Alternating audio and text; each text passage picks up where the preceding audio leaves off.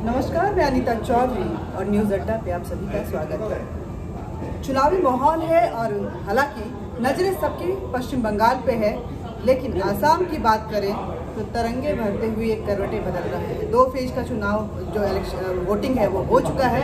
तीसरे फेज के लिए जमावड़ा जो है दिग्गज नेताओं का आसाम में हो गया है। बीजेपी अपना पुरजोर कोशिश कर रही है तो इधर कांग्रेस भी ताल ठोक रही है कि इस बार आसाम में सत्ता परिवर्तन होकर रहेगा। बात करने के लिए हमारे साथ कांग्रेस के दिग्गज नेता और इस देश के पूर्व विदेश मंत्री सलमान खुर्शीद साहब हैं। सलमान सर, आसाम में है, गुवाहाटी में है, क्या उम्मीद लगाए बैठे हैं, कैसा रहेगा ये पूरा? देखिए, चुनाव में जब आदमी उतरता है तो ये मान के उतरता है कि हमको इस रंग में सफल होना है। और आज असम हो, केरला हो, तमिलनाडु हो या पश्चिम बंगाल हो, एक विशेष हमारे लिए जो एक जिम्मेदारी है वो ये है और संकल्प उसके साथ कि अगर हम यहाँ पर अपना वर्चस्व फिर कायम नहीं करते और तिरंगा झंडा और अपने साथियों के साथ जो भी महाजोत हैं उनको हम सफल नहीं करते तो हम बहुत पीछे रह जाएंगे भारत की राजनीति में। और भारत की राजनीति में इस समय 2 ऑप्शंस हैं लोगों के सामने, विचारधाराओं के हैं, कार्यशैली के हैं, प्राथमिकताओं के हैं और इतिहास के बारे में हमारी क्या सोच है इसके बारे में।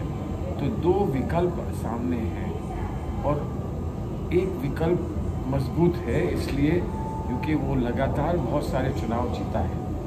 दूसरा विकल्प जो है पहले जिसका वर्चस्व बहुत महान था लेकिन जो सुखड़ गया है पिछले कुछ वर्षों में, उसको एक बार फिर अपनी ज़मीन पर अपने पाँव फिर से कायम कर रहे हैं। तो इसलिए ये बड़ा गंभीर संघर्ष है और समय किस तरफ बढ़ेगा और किस दिशा में जाएगा ये यहाँ से तय होना शुरू हो जाएगा।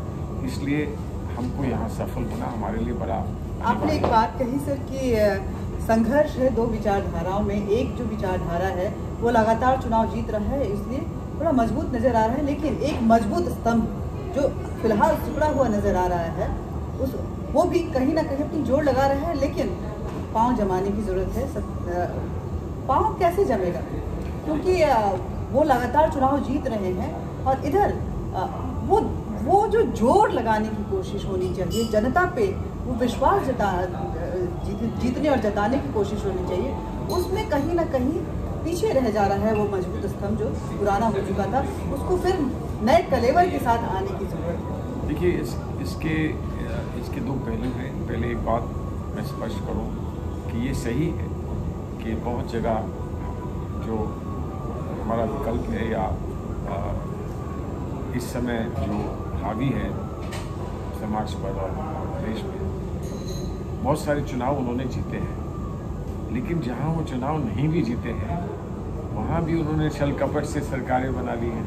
तो इसको भूलना नहीं चाहिए, इस बात को भी सामने रखना चाहिए क्योंकि अंततः हम सबका विश्वास लोकतंत्र में है और हम सबका जो विश्वास है उस पर हम कितने खरे उतरते हैं ये बात भी इस चुनाव में और आगे आने वाले चुनाव में सब स्पष्ट हो जाएगी। रही दूसरी बात कि जब पतझड़ आता है तो हम लोग प्रतीक्षा करते हैं कि नए अंकुर फूट के आएंगे, नए पत्ते निकलेंगे और ये पतझड़ का ही मौसम है। पेड़ों से पत्ते गिरे हैं, ज़मीन पर फैले हुए हैं और जब पेड़ों की ओर देखो तो लगता है कि नए अंकुर फूटना शुरू हुआ है। तो इसलिए समय समय पर हर पुरानी पार्टी को ऐसे बदलाव देखने पड़ते हैं, करने पड़ते हैं और मैं समझता हूं कि आज ऐसा हो रहा है। एक नौजवान नेतृत्व कांग्रेस को मिला है और वो नेतृत्व आज बड़ी मेहनत कर रहा है। प्रियंका जी हैं, राहुल गांधी जी हैं, कहीं कभी केरला में हैं तो कहीं असम में हैं तो कहीं वेस्ट बंगाल में हैं। इतनी मेहनत शायद कम से कम पूर्व में जो हमारे राष्ट्र नेता रहे हैं उनको नहीं करनी पड़ी या उन्होंने नहीं की। आज ये करके दिखा रहे हैं, आगे से लीड कर रहे हैं, नौजवान साथ चल रहा है, जुड़ रहा है और अनुभवी लोगों का पूरा विश्वास लेकर आगे बढ़ रहे हैं। तो यकीनन इसके साथ और जो भी हमने स्ट्रैटेजीज बनाई हैं, जो हम लोगों ने समीक्षा करने के बाद जो भी हमने एक नए उमंग के साथ चुनाव लड़ने की बात की है, वो भी देखने को मिल रहा है। हमारे मुख्यमंत्री यहाँ पर तीनों प्रांतों में कब से पड़े हैं, बार बार आ रहे हैं। राजस्थान के मुख्यमंत्री कल वापस लौटे हैं, छत्तीसगढ़ के मुख्यमंत्री 4 तारीख तक यहाँ रहेंगे और बहुत सारे साथियों को लेकर आए हैं ताकि यहाँ वो बता सके कि कांग्रेस पूरे देश में एक ही बात चाहती है, इकट्ठे होकर ये करके दिखाना चाहती है कि हम अभी जिंदा हैं, हमें बड़ा दम है और बड़ी दिलेरी के साथ हम लड़ेंगे। आपने कहा कि वो शाम दाम दंड सारे कुछ अपना रहे हैं सत्ता में काबिज होने के लिए। जहां वो आते हैं वहां तो आते ही हैं, जहां नहीं भी आते हैं वहां वो सत्ता किसी न किसी बहाने वो ले ही लेते हैं। और आप बता रहे हैं कि आपके युवा नेता जो हैं वो काफ़ी मेहनत करें। क्या ये मेहनत एनफ है, पर्याप्त है जनता तक पहुंचने में? क्योंकि राजनीति में जो एक्सक्यूजेज होता है उसकी कोई जगह नहीं होती है। आपको या तो आना होता है या आप पीछे रह जाते हैं। मैं मानता हूँ चाहे आप 1 इंच से भी पीछे रह जाते हैं, अगर आप पीछे रह गए तो पीछे रह गए। जो जीता वो सिकंदर माना जाता है। लेकिन ये भी मैं समझता हूँ कि ये राजनीति के लिए और हमारे लोकतंत्र के लिए कोई अच्छी बात नहीं है। कुछ ना कुछ संतुलन बना रहना चाहिए कि कोई जीता भी है तो उसको भी इस बात का आभास होना चाहिए कि मुझसे ही 2 कदम पीछे वो लोग हैं जो नहीं सफल हुए, नहीं जीते और कल को वो पलटवार करके जीत भी सकते हैं। तो एक संतुलन बना रहता है। दुख की बात यह है कि अभी पिछले कुछ वर्षों में ये संतुलन देखने को नहीं मिला। लेकिन ठीक है, अगर नहीं मिला तो उसमें हम सब की कुछ ना कुछ कमी रही। अब पहले वो संतुलन बन जाए, उसके बाद फिर हम पलटवार करके फिर से अपना वर्चस्व कायम करें। असम में क्या उम्मीद लगता है? देखिए, असम में बहुत तगड़ी लड़ाई है, बहुत कांटे की लड़ाई है और मुझे ऐसा लगता है कि जो कुछ समीकरण बनाए जा सकते थे, जो समीकरण ये संकेत देते हैं कि अब चुनाव जीता जा सकता है, वो समीकरण बहुत मजबूती के साथ कांग्रेस ने बैठा लिए हैं। जो महाजोत यहाँ बना है वो समीकरण के हिसाब से सीधा ये बताता है कि ये चुनाव जीतेगा। लेकिन आपके ही नेता पूर्व जो दिवंगत नेता है तरुण गोगोई ने बदरुद्दीन जी की पार्टी को बोला था कि ये हमारे लायक नहीं है।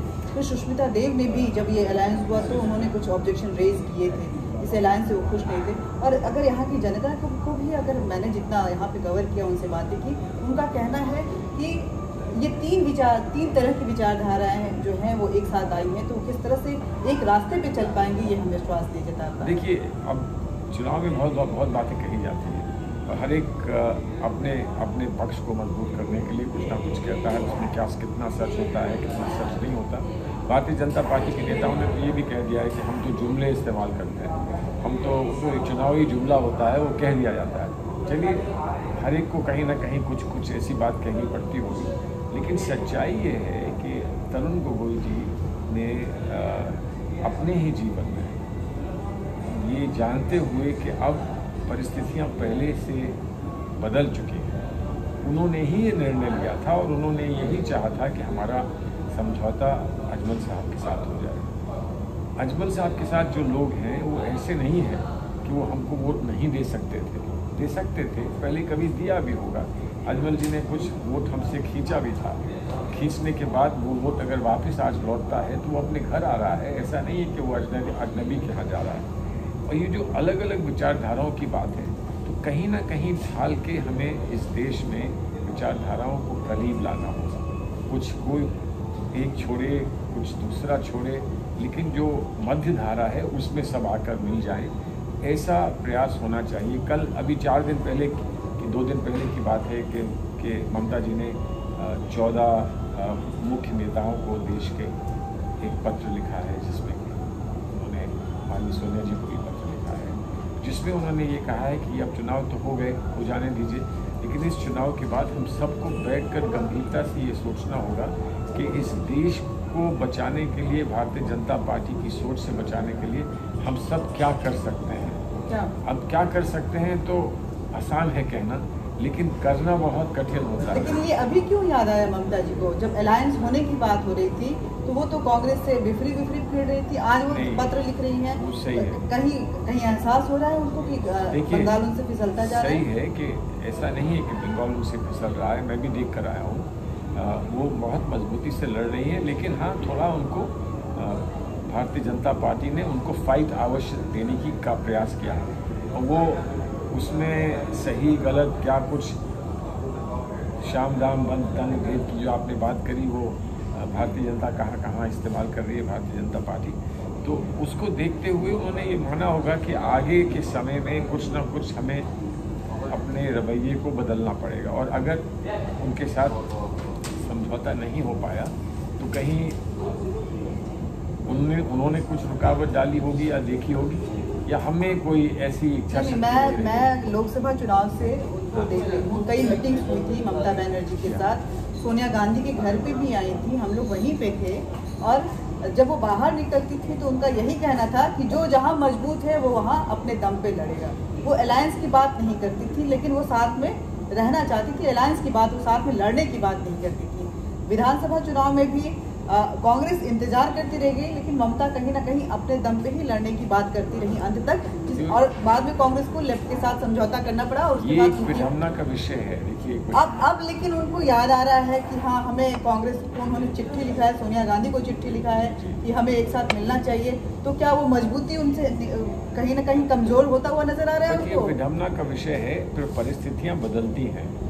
भारतीय जनता पार्टी बहुत मजबूत अपने आप को मानती है, तब भी उसको विभिन्न प्रांतों में लोगों के साथ समझौते करने पड़े थे। आज भी एनडीए है, भारतीय जनता पार्टी की सरकार नहीं है, आज भी एनडीए की सरकार है। हमारी भी यूपीए की सरकार थी, लेकिन उससे पहले कांग्रेस की सरकार थी। तो अभी ऐसा नहीं है कि भारतीय जनता पार्टी खड़े होकर ये कह सके कि अब भारतीय जनता पार्टी की ही सरकार है। लेकिन अगर उनकी परिस्थितियां बदलेंगी तो भी कहीं ना कहीं किसी न किसी से समझौता और करना चाहेंगे। समझौते की राजनीति का समय लग रहा है कि आया है, और वो समझदारी के साथ समझौते कैसे किए जाएंगे, ये कोई आसान काम नहीं है। इसलिए कि जो जितने लोग एक साथ आ सकते हैं, हर एक का अपने अपने प्रांत में एक वर्चस्व है, और उस वर्चस्व से वो केंद्र तक पहुंचना चाहते हैं। अब ऐसा उनको लग रहा है कि हम केंद्र में 10, 20, 15 लोग पहुंच भी जाएंगे तो हम सरकार तो नहीं बना सकते हैं। तो कुछ ना कुछ ज़मीन ऐसी बनाई जाए कि हम यहाँ से लेकर वहाँ तक एक साथ रहें। अब इस पे अगर जो प्रस्ताव रखा है, ममता जी ने जो इस समय संकेत दिए हैं, उस पर सब लोग मिलकर अगर एक मजबूत प्रस्ताव कार्यान्वित कर पाएंगे तो फिर ऐसा संभव होगा, नहीं तो फिर कुछ और ही करना होगा। एक आखिरी सवाल सर, जब भी चुनाव आता है मैं देखती हूँ कि मंदिर मैराथन जो है वो शुरू हो जाता है, मंदिरों का दौरा जो है उस वक्त शुरू हो जाता है। बहुसंख्यकों को मनाने की ये कोशिश होती है। क्या मंदिर से बहुसंख्यक मानेंगे, या उनको भी अपने नेताओं से इससे ज़्यादा की उम्मीद है ऐसा, क्योंकि वो मंदिर मैराथन जीत में कन्वर्ट नहीं हो पाता है, वोट में कन्वर्ट। मैं ये मानता हूँ कि बड़े भ्रम होते हैं। जब आदमी चुनाव में जाता है तो बड़े भ्रम होते हैं। बहुत सारे लोग जिनके साथ आप समय बिताना ना चाहें, आपको उनके साथ समय बिताना पड़ता है। बहुत सारी बातें जो आप ना सुनना चाहें वो आपको सुननी पड़ती हैं, लोगों को जवाब भी देने पड़ते हैं। तो कहीं पर ये प्रथा और ये एक सोच के लोग आपसे अपेक्षा ये करते हैं कि आप धर्म का सम्मान करें और आप धर्म में विश्वास रखें, ताकि वो आपको अपने साथ लें। काश कि इस देश में ये भावना बनती कि लोग ये कहते कि हम धर्म तो अपने घर की बात है और मन की बात है।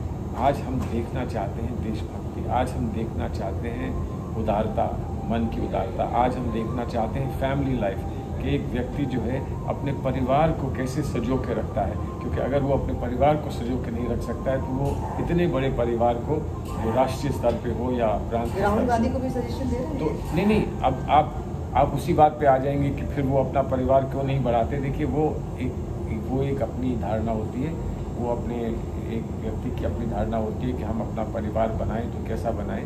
उन्होंने अगर ये तय किया है कि मैं ज़्यादा समय देना चाहता हूँ बड़े परिवार को बनिस्बत छोटे परिवार को, यानी कि जो अपना घरेलू परिवार होता है, तो ये उनका निर्णय है, ये उनकी अपनी सोच है। लेकिन परिवार के प्रति, मानवता के प्रति किस किस्म की सोच है और क्या व्यवहार है, अगर लोग ये मांगने लगें और ये अपेक्षा करने लगें तो हमारी राजनीति कितनी अच्छी हो जाएगी और हमारा लोकतंत्र कितना अच्छा हो जाएगा। तो ये सारी बातें हैं, लेकिन धर्म का एक स्थान है हमारे जीवन में और वो क्या होना चाहिए और उसको राजनीति कैसा कर देती है, ये एक अलग अलग विषय है। तो कभी चुनाव के बाद बंगाल में कहाँ देख रहे हैं, बंगाल घूम के आए हैं, कितना देखिए, मैंने जो बंगाल में जितना देखा है, और मैं ये मानता हूँ कि एक दिन 2 दिन आकर कह देना कि मैंने सब समझ लिया, सब देख लिया, इतना गंभीर और इतना कॉम्प्लिकेटेड होता है समाज का समझना कि 1-2 दिन की बात से काम चलता नहीं है। लेकिन देखने को तो ये मिलता है ना कि हम जहाँ गए वहाँ कितने लोग कितने उत्साह से इकट्ठे हुए हैं। ऐसे भी चुनाव देखे जहाँ लोग बहुत ठंडे चुपचाप बैठे रहते हैं और लगता है कि इनमें उत्साह बिल्कुल नहीं है, इनमें उमंग बिल्कुल नहीं। और फिर वैसा भी देखने को मिलता है जहाँ कल जो मैंने ओजा में जो मैंने कल वहाँ महिलाओं को देखा, जब वहाँ पर गीत सीए के विरोध में एक गीत गाया जा रहा था और जिस तरह से महिलाएं वहाँ पर नाच रही थी उस गीत को सुनकर, तो मुझे ऐसा लगा कि यहाँ तो एक लहर है, यहाँ तो एक विश्वास की लहर है।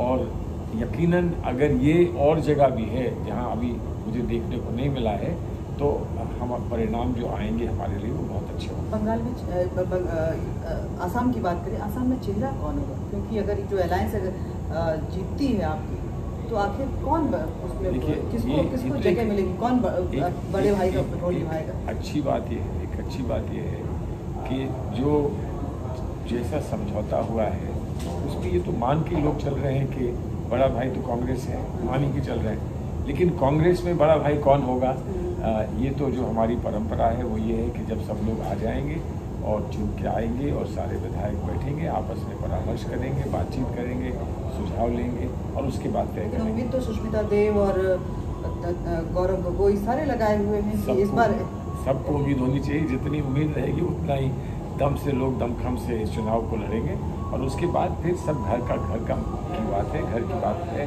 घर में बैठ कर सब लोग तय करेंगे कि किसको होना चाहिए। बहुत बहुत शुक्रिया सर। तो आसाम में हैं, बंगाल देख कर आए हैं, बंगाल की स्थिति पे हालांकि खुलकर नहीं बोले, लेकिन कहीं ना कहीं ये मान रहे हैं कि एक मजबूत टक्कर जो है बीजेपी वहाँ पे दे रही है। आसाम में अलायंस अगर जीतती है तो बड़े भाई के रोल में कांग्रेस ही रहेगा, लेकिन चेहरा कौन होगा ये पार्टी तय करेगी। अमूमन यही बात कही जाती है हर पार्टी की तरफ से मुख्यमंत्री पद को लेकर के। लेकिन अगर आसाम की बात करें तो लास्ट फेज का चुनाव जो 6 तारीख को होना है लोअर आसाम में, वो बहुत मायने रखता है क्योंकि वो निर्णायक होता है और वहाँ से ये तय हो जाता है कि आखिर सत्ता पे कब्जा किसका होगा। नमस्कार।